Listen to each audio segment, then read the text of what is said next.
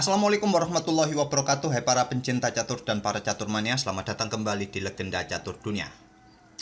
Kemarin saya libur kawan, tidak mengupload video. Terkadang kalau tidak ada turnamen seperti ini kawan, kayaknya admin juga kurang semangat.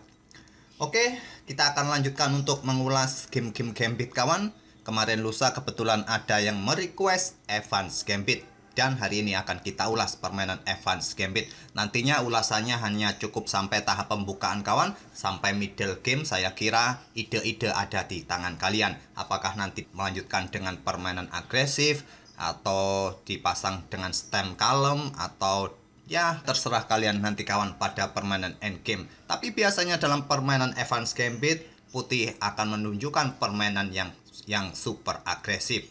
Dan contoh game Evans Gambit yang saya ambil ini adalah dari permainannya Robert James Fischer atau Bobby Fischer. Permainan ini cukup lawas di tahun 1963 dalam event turnamen di New York, Amerika Serikat. Pada permainannya Bobby Fischer saya tidak akan terlalu dalam mengotak-atiknya. Kita nikmati saja permainan Bobby Fischer ini kawan. Nanti selepas permainan Bobby Fischer akan kita otak-atik bagaimanakah putih memainkan Evans Gambit, ataupun bagaimana hitam cara mengantisipasinya kawan sampai middle game atau sampai dalam tahap pembukaan. Di sini Fischer pegang putih, mengawali dengan pion E4. Jelas dalam permainan Evans Gambit harusnya jadi Italian game terlebih dahulu kawan. Nanti selepas gajah C5 kalian bisa membalas dengan pion B4. Di situ ada tanda biru, tanda tanya dan tanda seru. Itu artinya engine tidak menyukai langkah ini kawan, tapi jangan dihiraukan terlebih dahulu. Ini adalah Evans Gambit. Dan dilanjut dengan langkah diterima gambitnya, dipukul menggunakan gajah. Selanjutnya Fischer memainkan pion C3, jelas gajah mundur ke A5. Ini adalah mainline dari Evans Gambit. Nanti saya jelaskan bagaimanakah langkah gajah mundur ke peta C5 kembali, atau ke D6, atau mundur kembali ke E7, atau bahkan ke peta F8.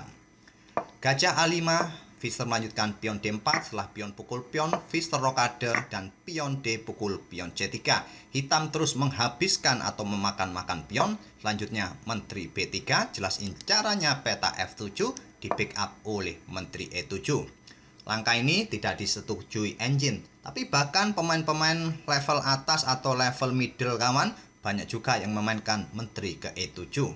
Sebetulnya tak ada masalah juga, tergantung nanti di langkah-langkah berikutnya seperti apa.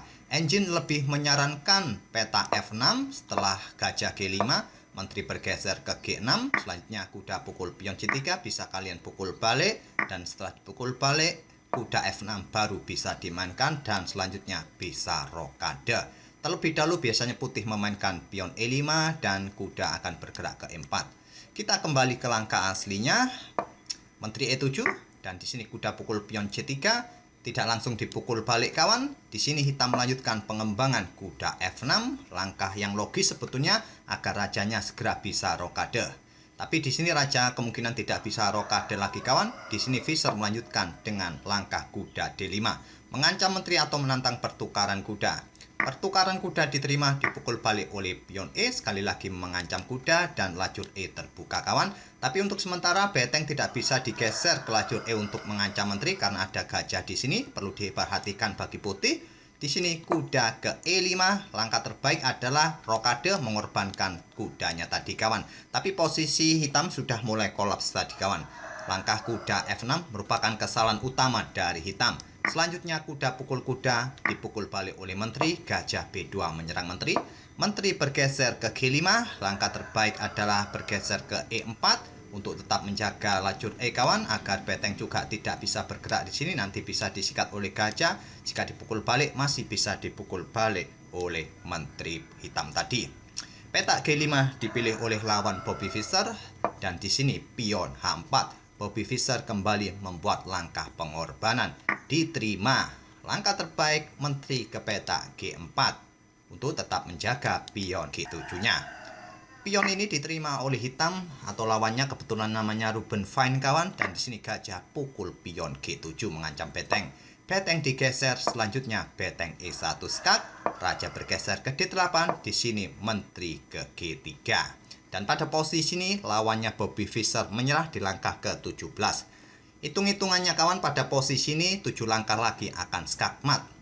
Yaitu langkah menteri ke petak G3 ini adalah langkah atau taktik defleksi. Setelah menteri pukul menteri, gajah akan ke petak F6 skak mat agar menteri hitam tadi meninggalkan diagonal gelap ini. Tapi jika permainan agak lama sedikit, mungkin jadi seperti ini kawan. Menteri ke petak E7, di sini disikat oleh beteng. Kalian jangan ambil beteng ini kawan, kalian cukup bermain dengan gajah ke petak B4 dan selanjutnya adalah beteng pukul pion F7 dan di sini beteng pukul beteng, gajah ke E7, selanjutnya beteng ke G8 skak ditutup oleh gajah dan beteng pukul skak. Raja ke E7, selanjutnya adalah pion D6 skak dipukul oleh pion atau pukul beteng ini kawan. Dan selanjutnya adalah menteri ke petak G8 skak mat. Itulah contoh Evans Gambit yang dimainkan oleh Bobby Fischer kawan. Hanya dengan 17 langkah, posisi hitam sudah morat-marit. Setelah raja bergeser ke D8 menghindari lajur pusat yang sudah tidak mungkin lagi bergeser ke lajur F karena di sini ada gajah tadi kawan, dan dilanjut Bobby Fischer dengan menteri ke G3. Hitam pun menyerah di langkah ke-17. Oke, kita kembali ke awal-awal pembukaan Evans Gambit. Coba kita lihat pada posisi ini tadi kawan. Evans Gambit dimulai dengan permainan Italian game. Setelah gajah C4, gajah C5 oleh hitam. Dan Evans Gambit adalah pion B4. Di sini kawan ada dua pilihan bagi hitam. Apakah menerima gambit ini atau menolaknya? Jika menolaknya biasanya akan jadi seperti ini kawan. Ada juga permainan pernah dimainkan Kasparov dengan posisi seperti ini. Pion akan didorong, gajah mundur, selanjutnya adalah kuda C3 atau pada posisi ini tadi kawan, pion ini juga tidak terburu-buru didorong. Di sini putih bisa melanjutkan rokade dan selanjutnya kuda F6. Di sini beteng E1 atau kalian bisa mendorong pion D3 dan seterusnya. Permainan nanti akan mirip dalam permainan Italian game seperti biasanya kalau gambit ditolak. Tapi jika diterima kawan ada dua pilihan, pukul gajah atau menggunakan kuda. Saya tidak menyarankan bagi kawan-kawan pemula untuk memukul pion ini dengan kuda. Ini akan memberikan kesempatan bagi putih untuk mempunyai kontrol pusat yang sangat kuat dengan pion-pionnya nanti. Hampir sama kawan pergerakannya nanti, tapi tempo yang didapat putih jauh lebih cepat daripada gajah pukul pion B4. Jadi saya sarankan tidak perlu untuk pukul pion B4 dengan kuda. Setelah pukul pion, maka rokade. Di sini jika kalian melanjutkan, gajah bisa pukul pion F7 dan kalian juga nanti akan bisa mendapatkan gajah hitam ini kembali kawan. Kuda pun juga bisa ambil pion hitam nanti kembali, gajah siap bergerak ke peta ini dan seterusnya. Putih juga akan mempunyai tempo pengembangan perwira yang lebih cepat. Jadi langkah terbaik apabila kalian menerima gambit Evans ini atau Evans Gambit ini adalah memukul dengan gajah. Setelah pion C3, di sini ada beberapa pilihan bagi kalian untuk mundur. Apakah bermain dengan mainline atau jalur utama gajah A5 atau mundur ini adalah variasi Anderson atau mundur ke petak D6 ini kawan. Ini adalah variasi Stoneware atau mundur ke petak C5 kembali. Ini adalah variasi McDonald. Variasi pertama kali saat Kapten Evans memainkan Evans Gambit. Saat itu melawan McDonald dan McDonald memilih variasi ini. Dan saya sarankan bagi kawan-kawan pemula jangan pilih variasi seperti ini jika kalian tidak menguasai teori soal variasi McDonald ini dengan gajah kembali ke C5. Di sini kita akan coba mengulas dua variasi saja kawan, yaitu variasi mainline gajah A5 atau variasi Anderson gajah E7. Kita mulai variasi pertama dengan mainline jalur utama gajah A5 dan di sini bisa dilanjutkan dengan pion D4. Setelah pion pukul, kalian tidak bisa pukul balik atau pada posisi ini kalian melakukan rokade terlebih dahulu dengan setelan yang cukup kalem, tidak terlalu agresif, juga bisa kalian mainkan. Setelah di sini pion D6, kalian bisa membalas dengan pion D4 dan gajah pun akan berkembang ke G4 ataupun gajah mundur ke petak B6 bisa jadi dilanjutkan oleh hitam. Kita coba lihat ke variasi yang lebih agresif. Tidak melakukan rokade terlebih dahulu, langsung memainkan pion D4. Setelah pion pukul, di sini kalian bisa melanjutkan rokade. Kalau tidak dipukul kenapa kawan? Apakah memilih pengembangan kuda ke peta ini agar rajanya bisa rokade? Tentu pion akan pukul pion dan putih akan mempunyai kontrol-kontrol yang sangat kuat di pusat ini kawan. Dan kayaknya nanti hitam sudah tidak bisa melakukan rokade lagi. Gajah siap mengawal diagonal ini agar raja tidak bisa rokade. Jika dibalas tentu ini bisa dipukul oleh pion nantinya. Jadi kebanyakan adalah pada posisi ini pion pukul pion, barulah sekarang rokade. Dan jika dilanjut dengan langkah pion pukul pion, kalian bisa menjawab menteri B3. Kuda tidak bisa menggarpu posisi menteri serta gajah karena di sini ada gajah. Jadi menteri mungkin akan ke peta F6. Ini adalah langkah-langkah terbaik kawan. Dan pion E5. Di sini jangan pukul dengan kuda kawan, merupakan langkah kesalahan. Menteri bisa ke peta G6 ataupun maju ke peta F4. Sampai di sini saya tidak akan terlalu dalam lagi melanjutkan. Di sini banyak sekali ide-ide yang bisa kalian lanjutkan kawan, dan pada posisi ini permainan masih cukup seimbang walaupun putih masih menang tempo untuk melanjutkan pengembangan. Gajah bisa bergerak ke peta-peta ini, kuda pun siap pukul balik pion hitam, beteng siap digeser dan berkoneksi dengan beteng satunya nanti kawan. Itulah keunggulan dalam Evans Gambit dalam tahap pembukaan. Putih sangat cepat mempunyai jalur-jalur pengembangan para perwiranya dengan mengorbankan beberapa pion. Jika di sini tadi sudah kita hitung, putih sudah mengorbankan 3 pion, nanti bisa pukul balik kuda atau pion yang ada di peta C3 ini dengan kuda. Jadi hitung-hitungannya putih mengorbankan 2 pion untuk membuka semua jalur-jalur pengembangan perwira. Sekali lagi di langkah-langkah berikutnya masih banyak atau ada kesempatan bagi hitam untuk meredam dengan langkah-langkah yang cermat tentunya. Oke, kita mundur ke langkah sebelumnya kawan. Di sini tadi kita pilih jalur pion pukul pion. Apabila pada posisi ini hitam melanjutkan pengembangan kuda ke peta F6, maka putih bisa melanjutkan dengan langkah pion E5 ataupun dengan gajah A3 untuk mengawasi diagonal gelap ini kawan, dan seterusnya. Lihat, hampir sama saja jalur-jalur pengembangan para perwira. Putih sudah sangat terbuka di sini tadi kawan dengan variasi mainline.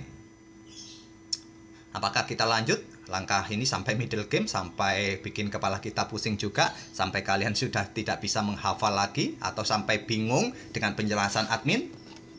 Ingat kawan, dalam tahap pembukaan kalian harus menguasai prinsip-prinsip dasar pembukaan kawan.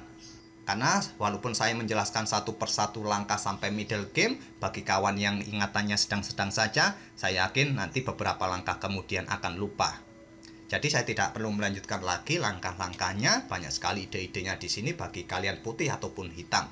Oke, kita kembali ke langkah keempat kawan, saat gajah C5 dan dibuka dengan Evans Gambit. Setelah Gambit diterima dengan gajah pukul pion B4, diserang dengan pion C3. Kita tadi sudah ulas langkah atau variasi mainline gajah A5. Yang kedua ini kita ulas untuk variasi gajah mundur ke E7. Ini adalah variasi Anderson yang dipopulerkan oleh Adolf Anderson. Di sini kawan tentu tetap pion D4. Setelah di sini banyak pilihan juga, apakah kuda bergerak ke A5 ataupun kuda bergerak ke peta H6 seperti ini, bisa dipilih juga kawan. Kalaupun nanti disikat oleh gajah, nanti hitam pun akan mempunyai lajur G bagi betengnya yang tidak memungkinkan lagi bagi raja untuk melakukan rokade panjang, dan jika rokade pendek nanti bisa dimanfaatkan oleh beteng hitam ini. Atau pada posisi ini tadi setelah kuda bergerak ke peta A5 ini mengancam gajah, di sini gajah bisa ditarik mundur ke E2 kawan untuk menghentikan potensi pimpinan dari gajah terang hitam nanti. Setelah gajah mundur ke E2, di sini pion E pukul pion D4, dan di sini bisa kalian pukul menggunakan pion C ataupun bisa pukul dengan menteri dengan langkah yang agresif. Di sini lebih baik menggunakan pion C, saya rasa untuk mendapatkan kontrol di peta pusat, dan di sini akan dibalas dengan pion D5.